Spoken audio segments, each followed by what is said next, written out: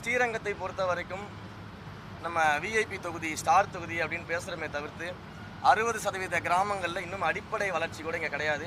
நான் சென்ற அனைத்து கிராமங்கள்லையுமே மக்கள் சொன்ன முதல் விஷயம், ஜெயிச்சவங்க யாரும் எங்களை ஊருக்குள்ளே வந்து பார்க்குறதே கிடையாதுன்னு சொல்லிட்டு, முதல் வேலையாக மக்களை ஊர் ஊராக நானே சென்று அந்த மக்களை சந்தித்து அவங்க பிரச்சனையை நானே நேரடியாக கேட்டு அதற்கான தீர்வுகளை முன்னெடுக்க இருக்கிறோம்.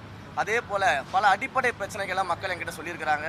அடிப்படையில் காவிரி பாயக்கூடிய மாவட்டத்தில் குடிக்க தண்ணி கிடையாது, ரோடு கிடையாது, சரியான லைட் ஃபெசிலிட்டிஸ் கிடையாது, பெண்கள் பாதுகாப்பிற்கு குறிப்பாக சிசிடிவி கிடையாது. இப்படி பல பிரச்சனைகள் இன்னும் பொது கழிப்பறைகள் கூட ஒழுங்காக இல்லாத சூழலில் தான் இந்த தொகுதி இருக்குது. பல்வேறு கிராமங்களில் அப்படி தான் இருக்குது. அதே போல் பல்வேறு இடங்களில் இந்த பட்டாவிற்கான பிரச்சனைகள் இருக்குது. மக்கள் பட்டாவிற்காக போராடிக்கிட்டு இருக்கிறாங்க. ஸோ இப்படி அவர்களுக்கு தேவையான அத்தனை அடிப்படை விஷயங்களையும் முதல்ல கூட இருந்து இந்த தொகுதியை அடிப்படையில் வளர்ச்சிக்கு கொண்டு வரணும் அப்படிங்கிறதான் என்னுடைய முதல் திட்டமாக இருக்குது. அதை நோக்கி தான் எங்களுடைய பயணம் இருக்கும்.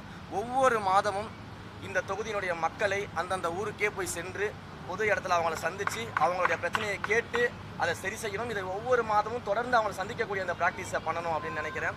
அதே போல் பொதுமக்கள் சொன்ன அந்த முதல் கம்ப்ளைண்ட் இருக்கு இல்லையா, எம்எல்ஏவை தொடர்பு கொள்ளவே முடியல அப்படின்னாங்க இல்லையா, அவங்களுக்காக பிரத்யேகமாக ஒரு மொபைல் நம்பர், ஒரு மெயில் ஐடி, ஒரு கம்ப்ளைண்ட்டுக்கான வெப்சைட், இது எல்லாத்தையும் உருவாக்கி என்னுடைய விசிட்டிங் கார்டை நானே நேரடியாக நன்றி சொல்ல போகும்போது அவங்களுக்கு கொடுக்கணுன்றது இருக்கேன்.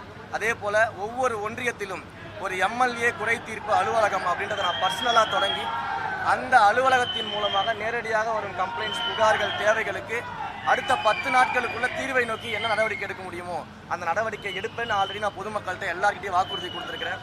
அதை செய்ய போகிறோம். இப்படி எல்லா வகையிலையும் இந்த ஸ்ரீரங்கம் சட்டமன்ற தொகுதியை தமிழ்நாட்டின் நம்பர் 1 தொகுதியாக மாற்றுவதற்கான அனைத்து வேலைகளையும் தமிழக வெற்றி கழகம் செய்யும்.